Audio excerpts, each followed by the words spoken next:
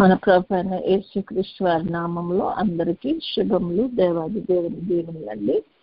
మరి ఈరోజు దేవుడు మనకిచ్చిన దేవుని చేత మనకి ఇవ్వబడిన వాక్యము 2వ రాజుల గ్రంథము 4వ అధ్యాయము 39వ వచనం 40 కూడా చదువుకున్నాం. ఒకడు కూరాకులు ఏరుటకు పొలంలోనికి పోయి వెర్రి ద్రాక్ష చెట్టును చూచి దాని గుణమెరుగక దాని తీగలు తెంపి ఒంటి నిండా కోసుకుని వచ్చి వాటిని తరిగి కూరకుండలో వేసెను.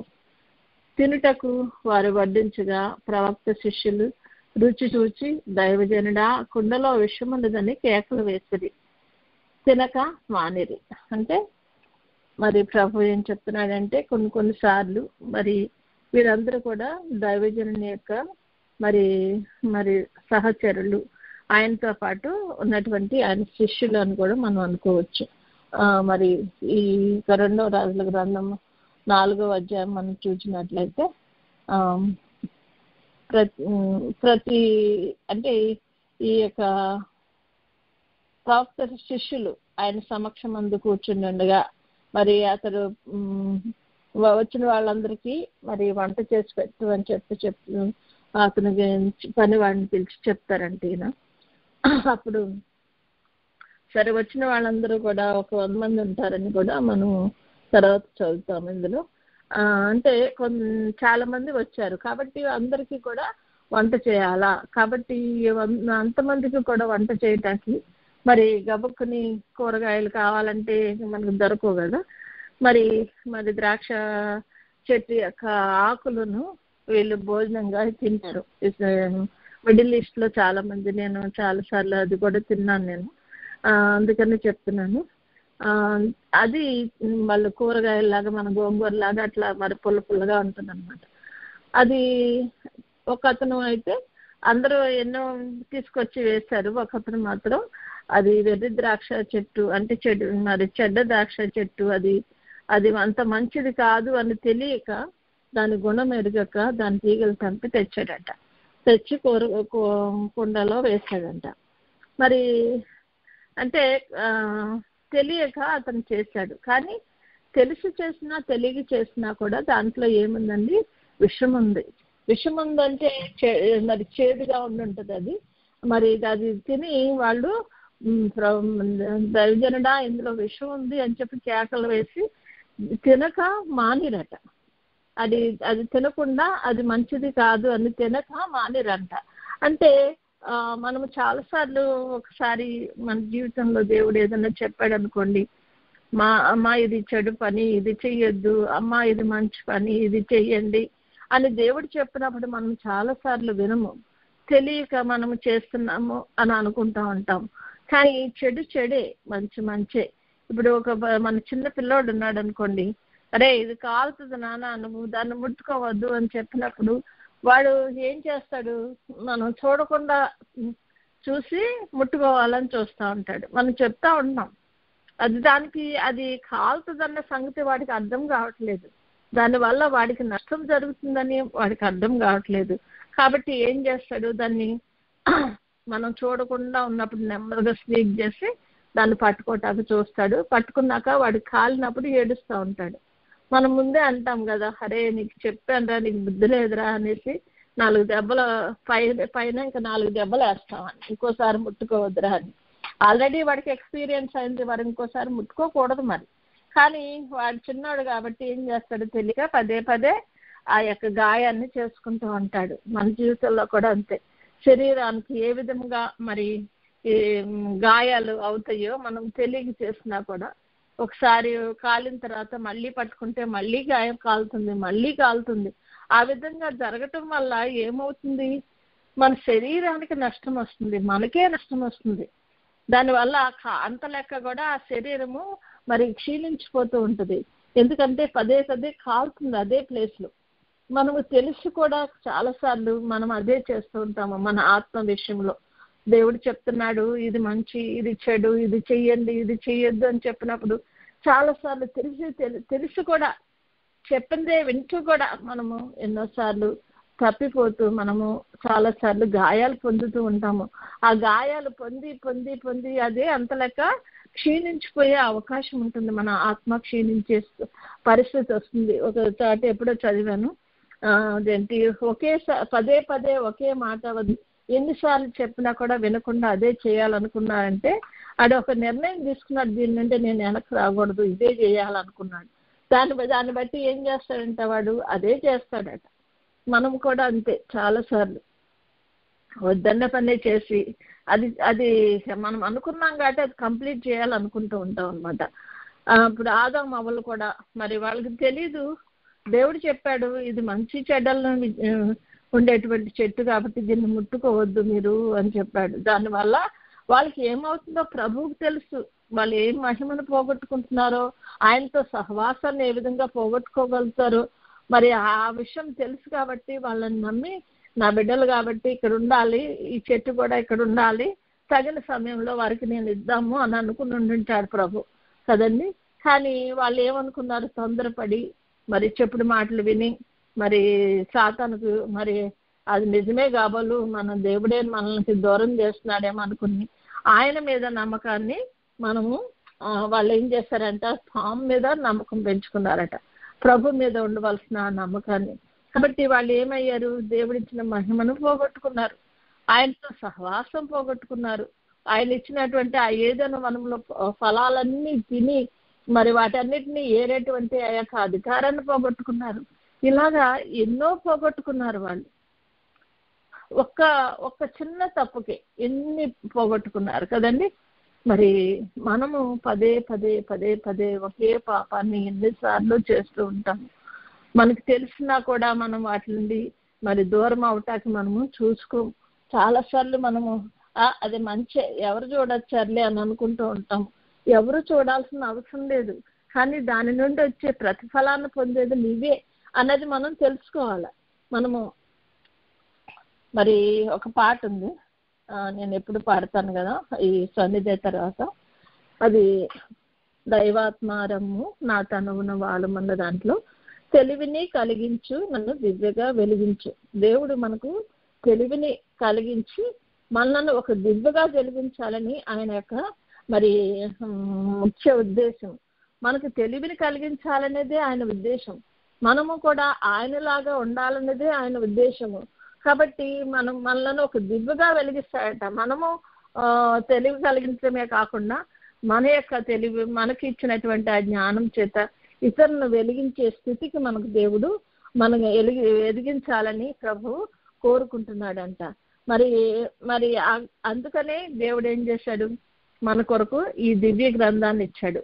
ఏదైతే ఆదాము అవ్వలు పోగొట్టుకున్నారో అది మళ్ళీ తిరిగి సంపాదించుకోమని, ఇది చదవటం ద్వారా ప్రభువుకు సమీపంగా జీవించడం ద్వారా, ఆయనతో సహవాసం చేయటం ద్వారా మనము ఆ యొక్క స్థితిని మనం వారు పోగొట్టుకున్న స్థితిని మరలా మనకి ఇవ్వాలని ప్రభు యొక్క ఆశ. కాబట్టి మనము ప్రతిదినము కూడా ఆ వాక్యాన్ని చదువుకుని వాక్యం ద్వారా మనము జ్ఞానవంతులం అవ్వాలి, తెలివిని కలిగి ఉండాలి. మనము ప్రతి విషయంలోనూ మరి మంచి వివేచన కలిగినటువంటి జ్ఞానం కలిగి ఉండాలి. అటువంటి స్థితికి రావాలని మన ప్రభువు కోరుకుంటున్నాడు. కానీ మనం ఏం చేస్తున్నాము, మనం చాలా సార్లు అది ఇగ్నోర్ చేసి మాకే తెలుసు కాబట్టి మేము ఇందులో ఇది చేస్తాము అది చేస్తామని మరి చాలాసార్లు మనము చాలా విషయాల్లో తప్పిపోతూ ఉన్నాం అనమాట. ఆ తప్పిపోకుండా ఉన్నా కూడా ప్రభువు మన కొరకు ఎంతగానో ఎదురు చూచి ఏదో రకంగా మనము ఆయన గ్రహించాలని మరి చేస్తున్నప్పుడు మనము మన పాపములను ఆయనకు అడ్డంగా పెట్టుకుని మనము ఆయనకి మనం కనపడలేదు అనుకుంటాం. మనం ప్రతిదీ కూడా చూడగలిగిన దేవుడు, కానీ మనకే ఆయన కనపడకుండా మనం చేసుకుంటున్నాం, కళ్ళు మూసుకుంటున్నాం. ఒకసారి ఇది చేస్తే ఇది తప్ప ఇది చేస్తే ఒప్ప అనేది కూడా తెలిసి కూడా ఒకసారి ఏం చేస్తాము, పర్వాలేదులే ఇది ఒకసారిగా నేను చేసింది దేవుడు క్షమిస్తాడులే అనేసి మనం అనుకుంటూ ఉంటాను. అంటే మన జీవితానికి మరి ఈ యొక్క చెడు కార్యములు ఎటు నడిపిస్తాయో అన్నది కూడా మనకు తెలీదు. మనకు అందని జ్ఞానాన్ని బట్టి ఇది మంచిదేలే ఇది దీని అని అనుకుని మనం చేస్తాము. కానీ ప్రార్థనాపూర్వకంగా వాక్యానుసారంగా నడుచుకుంటూ ప్రభువుకు సమీపంగా మనం జీవించినట్లయితే మనం చాలా విషయాలు క్లియర్గా చూడగలిగినటువంటి ఆత్మీయ నేత్రాలను దేవుడు తెరుస్తాడు. మన హృదయానికి కూడా అది తట్టేలాగా దేవుడు సహాయం చేస్తాడు. మనమే ప్రభువుకు దూరంగా వెళ్ళిపోతూ ఈ యొక్క విషయాలను మనం గ్రహించలేనటువంటి మరి దుస్థితిలోకి మనం జారిపోతూ ఉంటాం అన్నమాట. పాపం అని తెలిసినా కూడా చేస్తూ ఉంటాము. మరి తీరా మనం రియలైజ్ అయ్యే స్టేజ్ వచ్చేటడికి ఇటు వేసుకొని బి టూ లేట్ అనేది కూడా మనము గ్రహిస్తూ ఉంటాం ఒకసారి. అరే ఎంత ఆలస్యమైంది అని.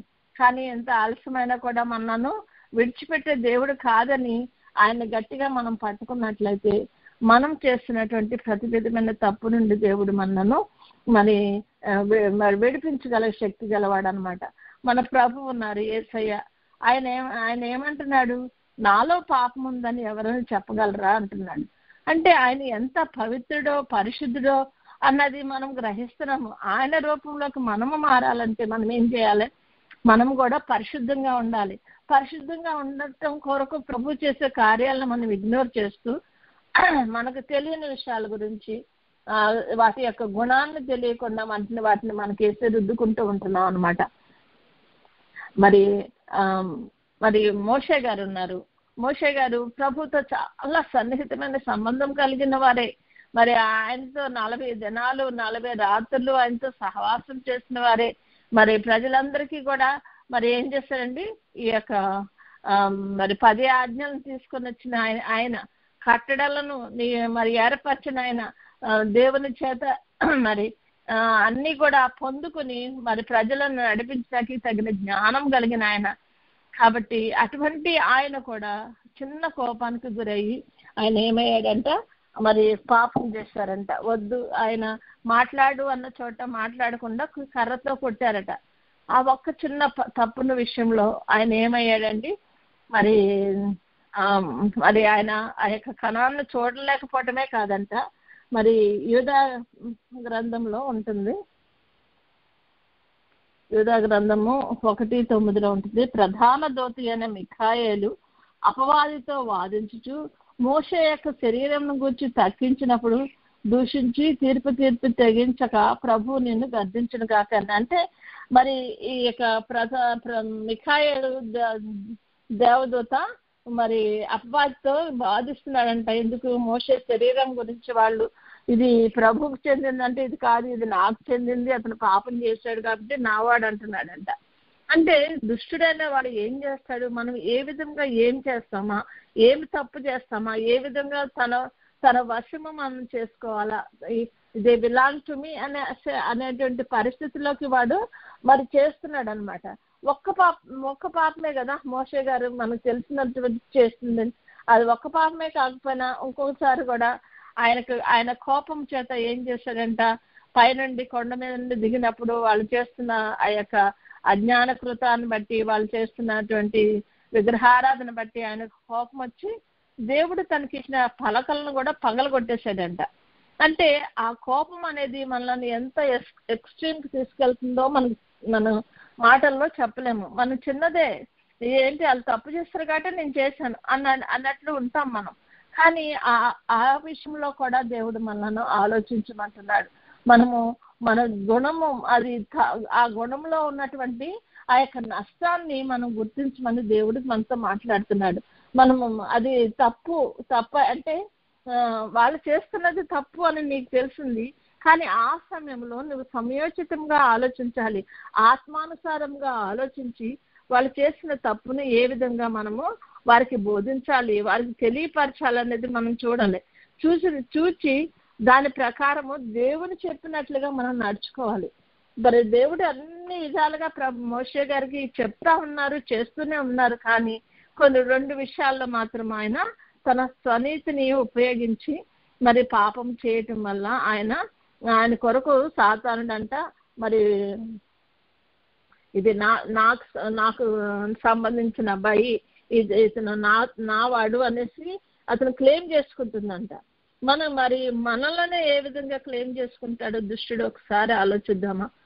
మనం ఎన్నిసార్లు చేస్తున్నాము? తలంపులో కానీ, క్రియలో కానీ, పాపం మరి మాట వినకపోవటం కానీ, ఎవరన్నా ఏదన్నా మనకి ఇది మంచి అని చెప్పినప్పుడు గ్రహించకుండా దానిలో పడిపోయి ఎన్నిసార్లు వాళ్ళ చేత మనం ఏదో అనిపించుకుంటూ మరి ఈ పాపం వల్ల మరి 10 మంది కూడా గుర్తించి మనల్ని అవమాన పాలు చేసేలాగా కూడా మనము వస్తూ ఉంటాం.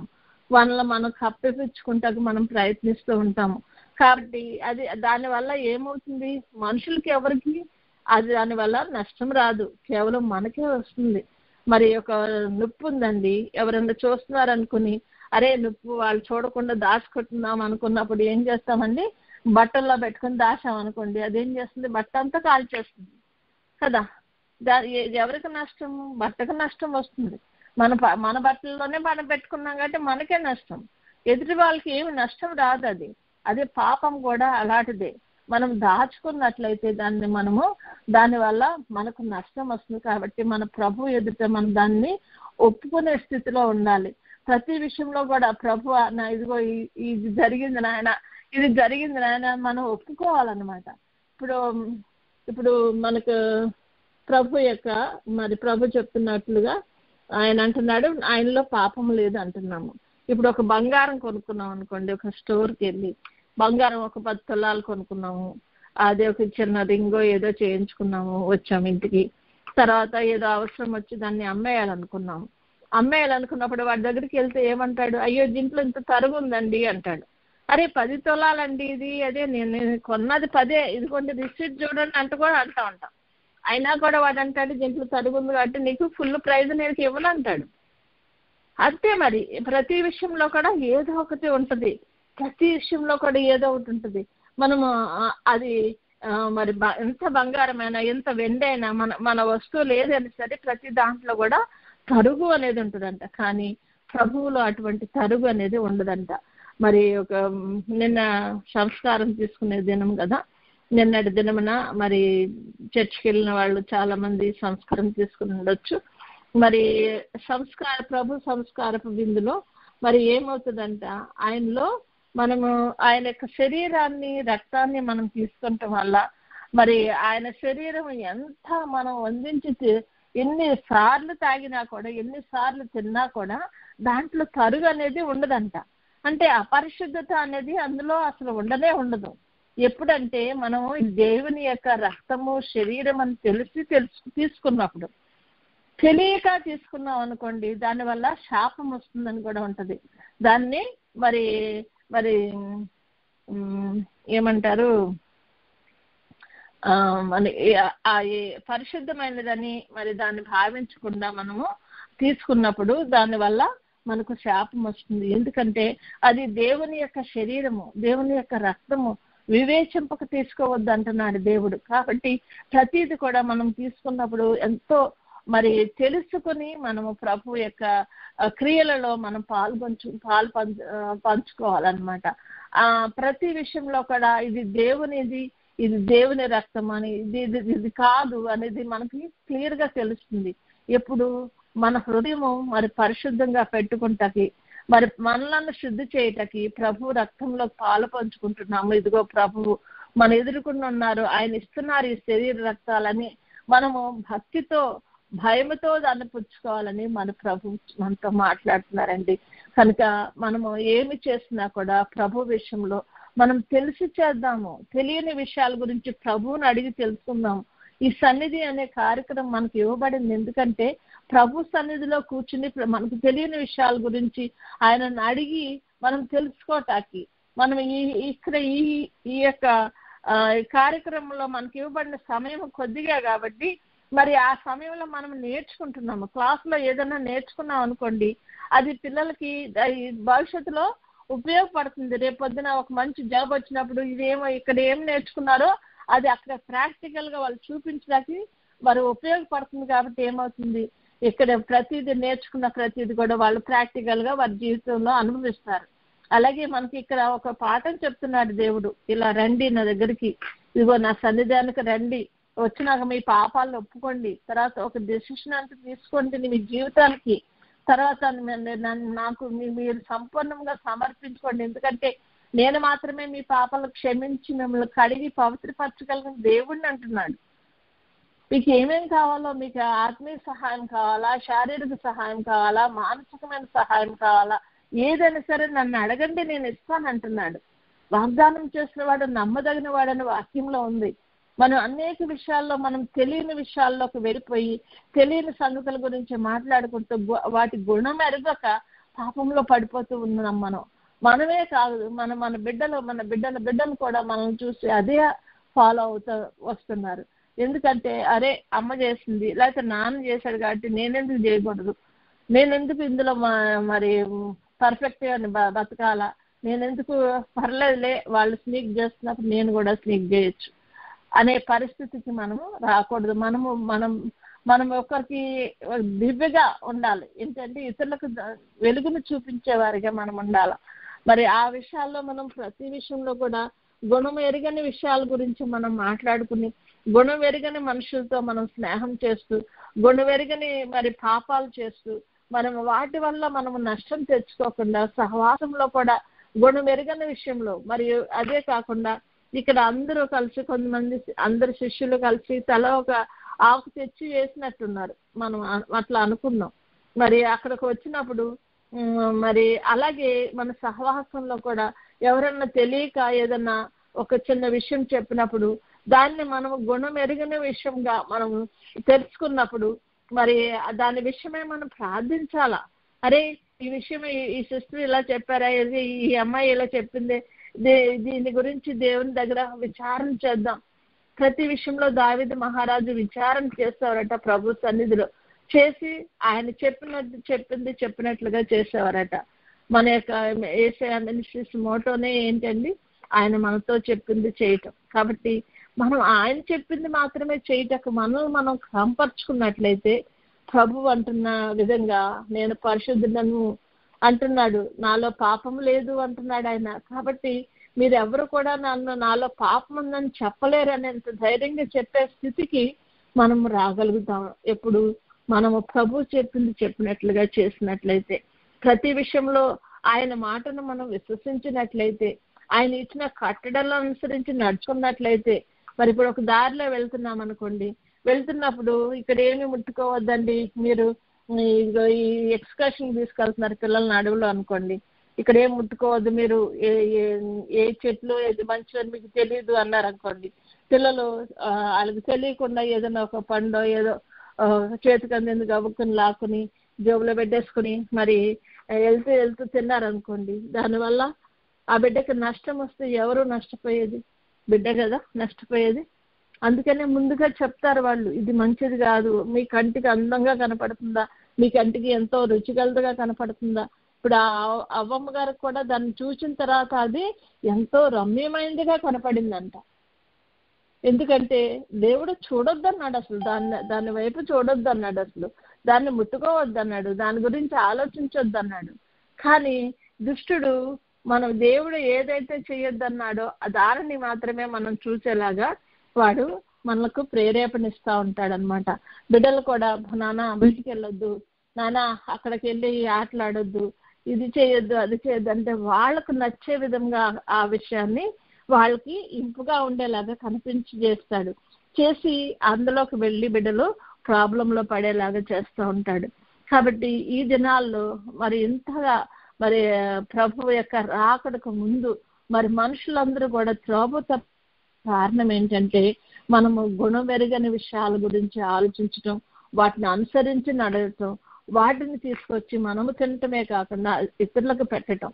కానీ దైవజనుడు అందులో కొంచెము పిండి వేసినప్పుడు దాంట్లో ఆ గుణము పోయిందని చెప్తున్నాడు. అంటే దైవ వాక్యము వల్ల మనము శుద్ధీకరింపబడతాము, ప్రభు రక్తం వల్ల మనం శుద్ధీకరింపబడతాము. ప్రభు మనలో ఎంత తప్పు ఉన్నప్పటికీ దాన్ని కడిగి శుభ్రం చేయగల శక్తి గలవాడు మన దేవుడని మనం గ్రహించాలా. మరి ఆ విషయాల్లో మనం గ్రహించినప్పుడే మనము మేలుని పొందుతాము. తర్వాత ఆ కుండలో విషము కనబడకపోయాను, ఎందుకంటే పరిహరింపబడింది, ఆ విషయం పరిహరింపబడింది అక్కడ. మరి మన ప్రభు కూడా తన రక్తం చేత మనలను మన పాపములను పరిహరించే దేవుడు అన్నాడు. కాబట్టి ప్రభు యొక్క వాక్యాన్ని సరైన రీతిలో చదువుదాం, దాని ప్రకారం నడుచుకుంటూ ప్రయత్నిద్దాం. చాలాసార్లు మనం వాక్యం చదువుతున్నామంటే పదే పదే పదే పదే చదివినట్లప్పుడు ప్రతిసారి కూడా మనకు ఒక కొత్త రూపంలో మనకు అర్థమవుతూ ఉంటుంది. మనం ప్రతిసారి చదివినప్పుడు దాన్ని తవ్విన కొలది మరి దాంట్లో జీవజలం ఊరుతూనే ఉంటుంది. ఇప్పుడు ఒకటో క్లాస్లో ఉన్న వాళ్ళకి ఏదైనా ఒక క్లాస్ ఒక విషయం చెప్పామనుకోండి, చిన్నపిల్లలు స్కూల్కి రాగానే ఫస్ట్ ఏం చెప్తారు, వాళ్ళకి డిసిప్లిన్ నేర్పిస్తారు. కూర్చోవాలి, మరి ఇప్పుడు టీచర్ చెప్పినప్పుడు కూర్చోవాలి, టీచర్ లెగమన్నప్పుడు లెగాలి, ఇది మన బల్ల, ఇది అది అని చెప్తారు. అది బేసిక్ నాలెడ్జ్. వాళ్ళకి బేసిక్గా వాళ్ళకి చెప్తారు, ఇది ఇట్లా చెయ్యాలి, ఇది చెయ్యాలి అని. ఎందుకు? వాళ్ళ యొక్క జ్ఞానానికి అది పునాది లాంటిది. పునాదిలో కింద రాళ్ళు వేస్తారు. రాళ్ళు వేసి ఒకదాని మీద ఒకటి పెడతా ఉంటారు. కింద ఎందుకు వేస్తారు? పైన కదా ఉండాల్సింది గోడ అనుకుంటాం మనం. కానీ అది ఆ యొక్క పునాదియే ఈ పైన ఉన్న గోడకు సపోర్ట్ అన్నది మనం చాలాసార్లు పిల్లలు గ్రహించరు. అదేవిధంగా మనం కూడా దేవుడు మన జీవితాల్లో ఒక పునాది వేస్తున్నప్పుడు ఆ పునాదిని మనం ఇగ్నోర్ చేస్తే, దాన్ని వద్దు అనుకుని మనంగా కట్టబడినట్లయితే అది కూలిపుటకు కారణం ఉంటుంది. మన ఆత్మీయ జీవితంలో ప్రతి విషయంలో కూడా మనము ప్రతిదీ తెలుసుకోవాలి. ఒకసారి తెలిసిన తర్వాత ఆ విషయమై దాన్ని చాలా జాగ్రత్తగా ఉండాలని ప్రభు మనతో మాట్లాడుతున్నారు. ఎప్పుడు మోజెస్ పాస్టర్ గారు ఒకటి చెప్పేవారు, ఒకడంటే దారంట వెళ్తున్నప్పుడు ఒక ఇంట్లో నుండి ఒక రాయి వచ్చి తగిలిందంట. తగిలినప్పుడు మామూలుగా వెళ్ళలేకపోతారంట. నెక్స్ట్ టైం ఆ దారంట వెళ్ళినప్పుడు ఆ ఇంటి వైపు చూసుకుంటే రాళ్ళు వస్తున్నాయేమో చూసుకుంటే వెళ్ళేవారంట. అలాగే మనం కూడా మనకి ఏదన్నా ఒకసారి మన జీవితంలో ఇది తప్పు అని తెలిసిన తర్వాత అది మన మీదకి రాకుండా ఎలా ఉండాలని మనం చూసుకుంటూ వెళ్ళినప్పుడు అది వివేకం అని పడుతుంది. కాబట్టి అట్టి వివేకం కలిగి ఉండాలి మనము. ఆ వివేక జ్ఞానాలను ఇచ్చేది మన దేవుడు మాత్రమే, మన వాక్యం మాత్రమే. కాబట్టి వాక్యాన్ని అనుసరించి నడుచుకుందాం. తెలియని విషయాల్లో నేను చాలాసార్లు పడిపోతూ ఉంటాము.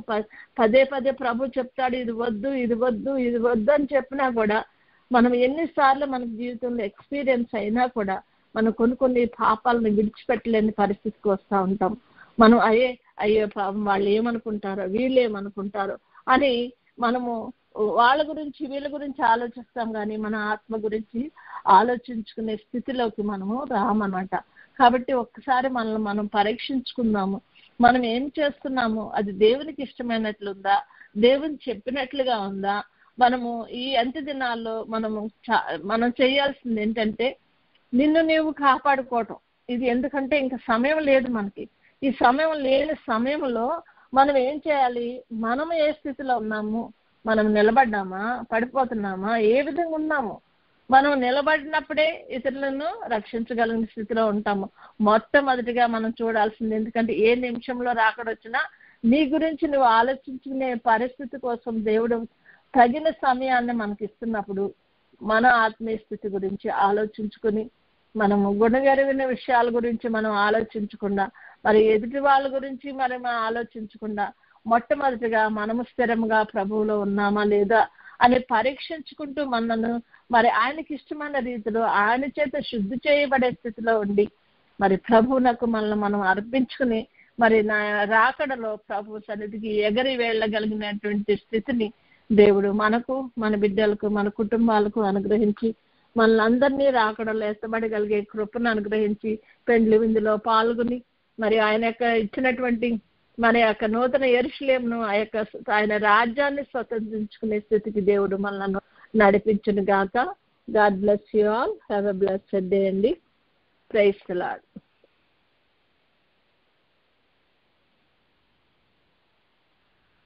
Praise the Lord. మనం కొద్దిసేపు కళ్ళు మూసుకొని మనం నిదానం కలిగి ఉందాము.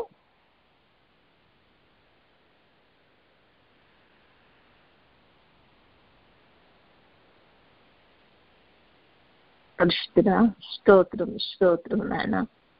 మాకంటే ముందుగా వచ్చే సింహాసనాసీనుడైన దేవాది దేవా, నీ సన్నిధికి మమ్మల్ని చేర్చుకున్న విధానాన్ని బట్టి నీకు వందనాలయ్యా. ఇతరమైన ఆలోచనలు విడిచిపెట్టిన తండ్రి, నీ మీద మనసును కేంద్రీకరించగలిగే స్థితిని మాకు దయచేయండి అని ప్రభు పాదాల దగ్గర వేడుకుందాం.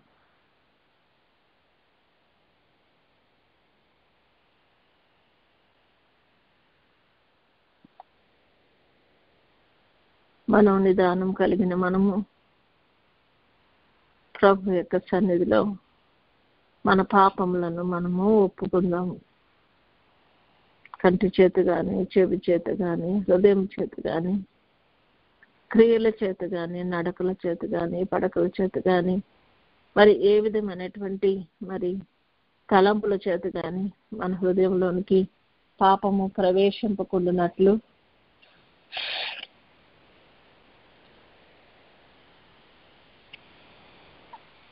మనల్ని జాగ్రత్త పడుతూ మనం చేసిన ప్రతి పాపాన్ని ప్రభు సన్నిధిలో ఒప్పుకొని ఆయన చేత కడగబడిన వారమై మరి పరిశుద్ధతలోనికి మనం మారటకు దేవుడు నాలో ఎవరైనా మరి చెడును కనుక్కోగలరా నాలో అని ప్రభు చెప్తున్నాడు. అంటే ఆయనలో పరిశుద్ధత మాత్రమే ఉంది కనుక అటువంటి పరిశుద్ధులుగా మనల్ని మార్చగలిగిన శక్తి గల దేవుని దగ్గర మన పాపములను ఒప్పుకుందాము.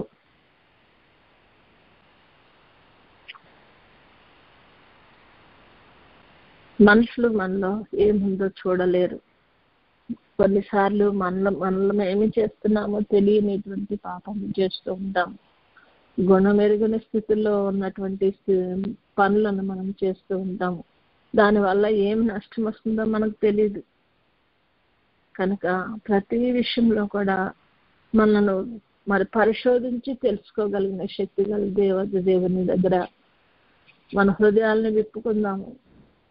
ఆయన మన హృదయంలో చూచి ప్రతి విధమైన కీడును తొలగించి వేసి మనను స్వస్థపరిచి శుద్ధి చేయగలిగిన శక్తి గల తండ్రి,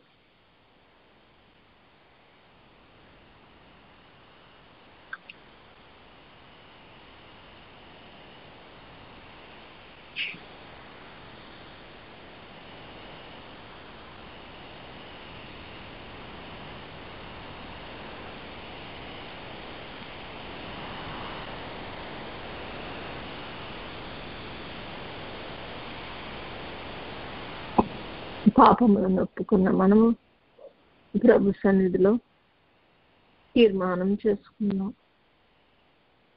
నానా గుణగరిగిన విషయాల గురించి మేము ఆలోచించకుండా తండ్రి నీవు చెప్పిన విధంగా నడుచుకుని నా ప్రభా నా తండ్రి ఎన్నో ఆపదల నుండి తప్పింపబడాలని నేను తీర్మానించుకుంటున్నానయ్యా. నీ రూపంలోకి మారాలని తీర్మానించుకుంటున్నానయ్యా. దానికి కావాల్సిన శక్తి బలాలను దయచేయగల శక్తి గల తండ్రి, ఇదిగో తండ్రి నా తీర్మానంలో నేను నిలిచి ఉండగలిగి నీ రాకడలో ఎత్తబడగలిగి నా ప్రభా నీతో సహవాసం చేస్తూ ఎల్ల కాలము శాశ్వత కాలము తండ్రి నీతో నివసించగలిగినటువంటి గొప్ప కృపను మాకు దయచేయి తండ్రి అని ప్రభుని సన్నిధిలో తీర్మానం చేసుకుని వేడుకున్నాం.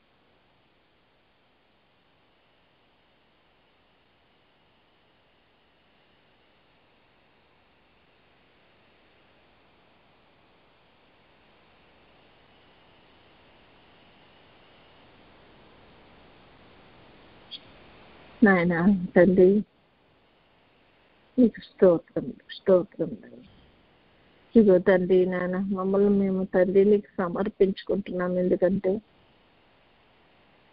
ప్రభా మా చేత కాదు, మా శక్తి చేత మా బలం చేత మేము ఏమీ చేయలేం ప్రభా. ఒకసారి పాపం పడిన తర్వాత నీవు మాత్రమే నీ రక్తం చేత మమ్మల్ని శుద్ధి చేయగలవని ప్రభా నా తండ్రి ఎరిగిన వారమై నీగో మమ్మల్ని మీకు సమర్పించుకుంటుండగా నా ప్రభా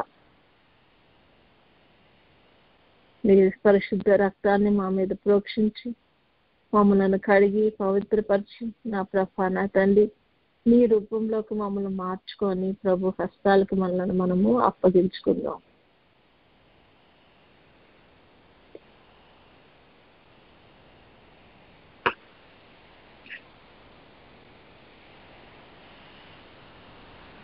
ప్రభు హస్తాలకు అప్పగించుకున్నాం. మనము ప్రభువుని వేడుకుందాం.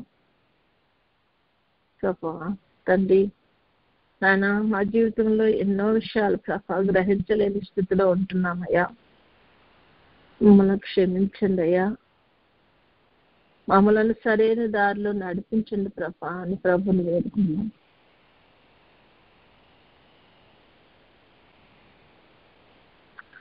తన సొంత తండ్రి అయిన సౌలుని గురించి మరి యోనాతానుకు అది తెలియదు. ఎందుకంటే అతని గుణాన్ని తెలుసుకోలేని స్థితిలో ఉన్నాడు. దావీదు మహారాజు అతని గుణం ఎరిగిన వాడుగా ఉన్నాడు, వివేచన కలిగిన మనిషిగా ఉన్నాడు. అప్పుడు దావీదు గారు చెప్తున్నారు, నీ తండ్రి విషయం నీకు తెలీదు, నీ తండ్రికి ఈ ఉద్దేశం ఉంది అని చెప్తున్నప్పుడు మరి యోనాతాను ఆలకించాడు, అంగీకరించాడు. నిజమే, ఆయన స్వభావాన్ని తన కన్నులారా చూచే వరకు కూడా అతను అటువంటి మనిషి అనేది గ్రహించలేకపోయాడు. మనం కూడా జీవితంలో ఎన్నోసార్లు మనం ఇతరులు చెప్పినా కూడా మనం వినకుండా అది మంచి ఇది చెడు అని చెప్పినప్పుడు మనుషులు గ్రహించకుండా మనమే చూడాలి, మనమే రుచి చూడాలి అనుకుంటా ఉంటాం. కొన్నిసార్లు అది మంచి జరుగుతుంది, కొన్నిసార్లు అది చెడు జరుగుతుంది, మనకే హాని కలుగుతుంది. కనుక ప్రభుని వేడుకుందాము, అటువంటి స్థితిలో ఉండకుండా అయినా నీవు చెప్పిన వాక్య రీతిగా నేను నడుచుకుంటకు, వాక్యాన్ని నమ్ముటకు, విశ్వసించుటకు నా ప్రభా నీ కృపను అనుగ్రహించండి అయ్యా అని ప్రభుని వేడుకున్నాం.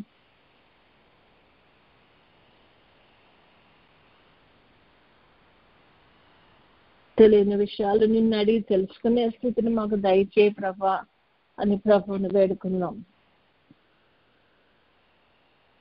నాయన ఈ 7 ఏళ్ల శ్రమను తప్పించుకుంటకు ప్రభా నా తండ్రి నీ కృపను మాకు అనుగ్రహించండి అయ్యా. మాకు మా బిడ్డలకు నా తండ్రి ఒక్కడెక్క కూడా ఇక్కడ విడవబడకుండా మేమందరం నీ రాకడలో ఎత్తబడగట్టకు ప్రభా నీ ఆత్మ సహాయం చేత మమ్మల్ని సిద్ధపరచండి అయ్యా అని ప్రభుని వేడుకుందాం.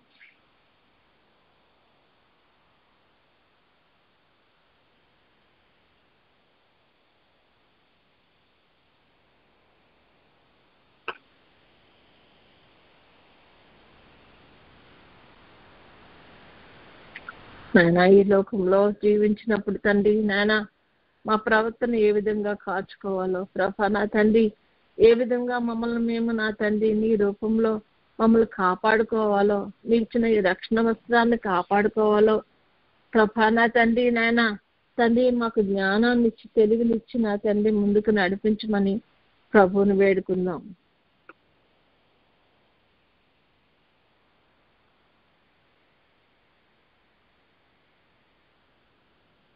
నాయన నువ్వు జ్ఞానము గల తండ్రివని జ్ఞప్తి వచ్చును నాయన అని ఒక పాట పాడుకుంటామయ్యా. నువ్వు జ్ఞానము గల తండ్రివనచు జ్ఞప్తి వచ్చెను నాయనా, నన్ను దిగ్గుము చిన్న ప్రాయము సన్నుతుండగు నాయనా. ప్రభా అవును ప్రభా నువ్వు జ్ఞానం గల తండ్రివి నాయన, మమ్మల్ని దిద్దండి అయ్యా. మాది చిన్న ప్రాయం నా తండ్రి, ఆత్మలో చిన్నవారం తండ్రి నాయన. మేము శరీరం అయితే పెరుగుతుంది, పెద్దవాళ్ళం అవుతున్నాము, వయసు వస్తుంది, కానీ ప్రభా ఆత్మీయ విషయాల్లో ఎదగలేకపోతున్నాం అయ్యా.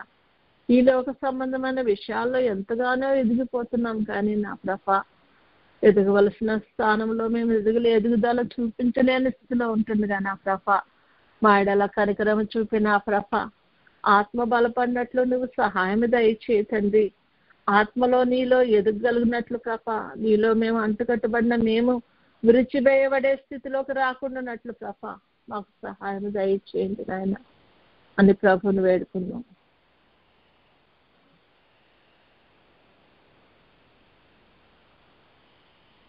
ప్రభుని వేడుకున్నాం. మనము ప్రభుకి కృతజ్ఞతలు చెల్లించుకున్నాం. ప్రభా నా తండ్రి నాయన, అనుదినము మా గడపల యొద్దకు నా తండ్రి నాయన నీ వాక్యాన్ని పంపి మమ్మల్ని హెచ్చరించుచు ప్రభా నా తండ్రి నీ మందలో నుండి ప్రభా నాయన ప్రభా మేము వేరు పడకుండా ప్రభా మమ్మల్ని కాస్తున్న తండ్రి నీకు వందనాలు, స్తుతులు, స్తోత్రాలయ్యా. నీ మందు గొర్రెలము కాదా తండ్రి నాయన ప్రభా, నీవు చెప్పినది చేస్తూ ప్రభా నీ స్వరాన్ని వింటూ నిన్ను అనుసరించే స్థితిలో మేము ఉండనట్లు కృప చూపండి అయ్యా. అతి స్థితిలో ప్రభా మమ్మల్ని నడిపించుతున్నందుకు నీకు వందనాలయ్యా. మమ్మలను రాకడలు ఎత్తబట్టకు నాయన, మా ఆత్మలను శుద్ధపరచటకు నీ ఆత్మ సహాయాన్ని అందిస్తున్న దైవాది దేవా నీకు వందనాలు, స్తుతులు, స్తోత్రాలయ్యా. ఈ దినమున మేము ఉదయాన్నే లేచి నీ సన్నిధిలో కూర్చోగలిగామంటే అది కేవలం నీ కృప నాయన. నీ కృపకై వందనాలు ప్రభా.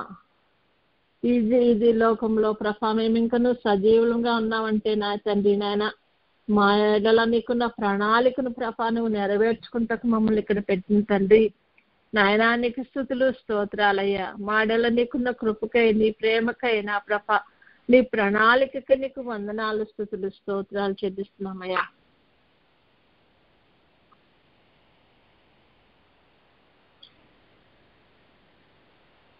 మనుషుల యొక్క కష్టోపాయములు మమ్మల్ని అంటకుండా మమ్మల్ని ప్రభా ప్రత్యేకపరుచుకుని నీ సన్నిధిలో కూర్చుండబెట్టుకున్న దేవా నీకు వందనాలయ్యా.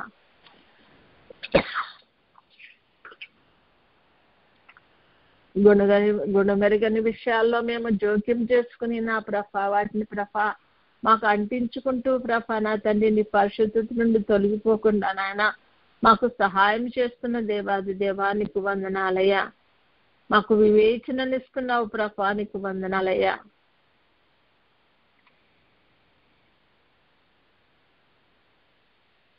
రాకడకు సిద్ధపరచుచున్న దేవాది దేవా నీకు వందనాలయ్యా.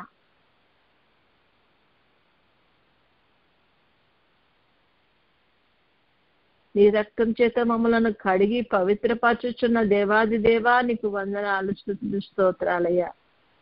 ఆదామవలు పోగొట్టుకున్న మహిమను మాకు ఇవ్వటం కొరకు నా తండ్రి నాయనా నువ్వు చేస్తున్న ప్రతి కార్యం నిమిత్తము నీకు వందనాలు చెల్లిస్తున్నామయ్యా. గ్రహింపలేని స్థితిలో ఉన్న మమ్మలను, అయోగ్యులమైన మమ్మలను యోగ్యులంగా తయారు చేయటకు నీ సన్నిధిలో కూర్చుండి పెట్టుకుంటున్న విధానాన్ని బట్టి నీకు వందనాలయ్యా.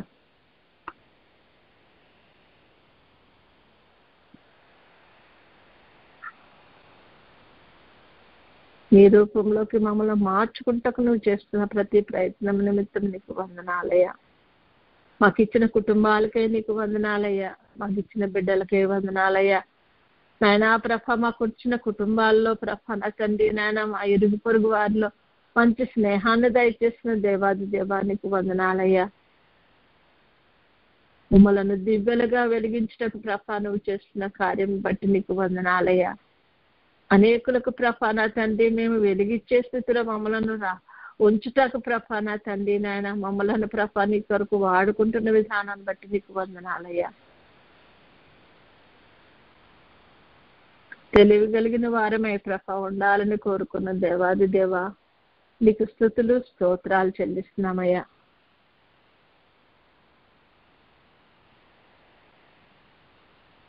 కనికరించండి, సహాయం దయచేయండి.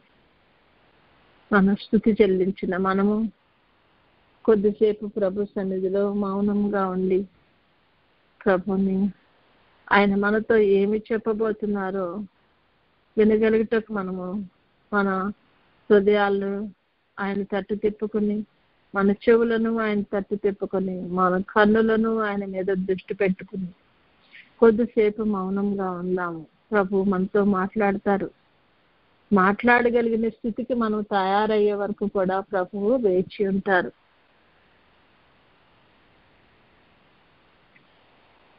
ఏలియా ప్రవక్త మరి దేవుడు వర్షం ఇస్తాడని చెప్పిన తర్వాత మోకరించి ప్రార్థించారట.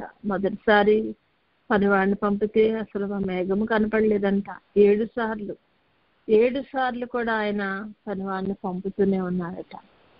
ఆయన విశ్వాసంలో ప్రభువు చేస్తాడు అన్నప్పుడు ఖచ్చితంగా చేస్తాడు. కనుక ప్రభువుకు మనతో కనపడతారు అన్నప్పుడు కనపడతారు, మాట్లాడతారు అన్నప్పుడు మాట్లాడతారు. మనము ఇసుకక ఆయన సన్నిధిలో మరి ఆయన కొరకు ఎదురు చూచినట్లయితే ఖచ్చితంగా కనపడే దేవుడు, మనతో మాట్లాడే దేవుడు. ఎందుకంటే ఆయన సజీవుడు కనుక, నిజమైన దేవుడు కనుక కొద్దిసేపు ఆయన సన్నిధిలో మౌనంగా ఉండి మనము ఆయన మీద కాన్సన్ట్రేట్ చేసుకుని ఆయన మనల్ని కరుణించే వరకు, మనకు కనపడే వరకు, మనతో మాట్లాడే వరకు కొద్దిసేపు మౌనంగా ఉందాం.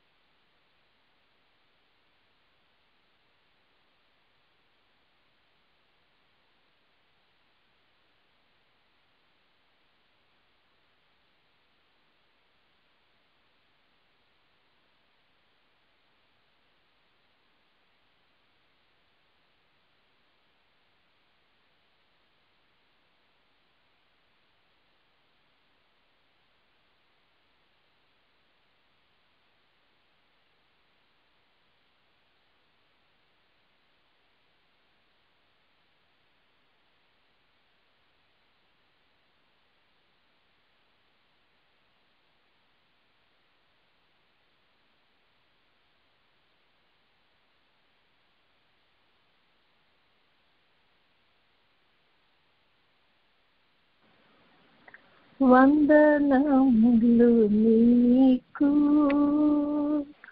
శుభవందనములు నీకు, ఆనందముతో కూడిన నా హృదయ వందనములు నీకు. స్తుతులకు పాత్రుడా, స్తోత్రార్హుడా, నీకు వందనాలయ్యా. ఇప్పటి వరకు మాతో మాట్లాడిన దేవాది దేవా నీకు వందనాలయ్యా. కార్యక్రమం అంతటినీ నీకు ఇష్టమైన రీతిలో జరిపించుకున్న తండ్రి నీకు వందనాలయ్యా. ఆయన ప్రతి వారం కూడా నా తండ్రి నీ ఆత్మచేత నా తండ్రి దాన్ని సరైన రీతిలో అర్థం చేసుకుని నా ప్రభ మా ప్రవర్తనను సరి చేసుకుని నా ప్రభ నాయన ప్రభ మమ్మల్ని మీకు సమర్పించుకుని నా ప్రభ నీ చేత ప్రభ నడిపింపబడినట్లు నీ మాటను ప్రభ చెప్పినట్లుగా చేయగలటకు మమ్మలను మా బిడ్డలను మా కుటుంబాలను క్రమపరచమని నీ రాకడలో ఎత్తబడగలిగే గొప్ప కృపను తరుణాన్ని మాకు దయచేయమని తండ్రి నాయన ఒక్కడెక్క కూడా పడుకున్నట్లు కృప చూపి కనికరించమని ఇప్పుడు ప్రార్థన చేయబోయే బిడ్డలను కూడా దీవించి ఆశీర్వదించమని నా తండ్రి నాయన అన్ని విషయాల్లో నీవే మహిమ ఘనత కీర్తి ప్రభావాలు పొందుకోమని యేసయ్య అతి శ్రేష్టమైన నామంలో అడిగి పొందుకొని ఉన్నాం తండ్రి. ఆమేన్.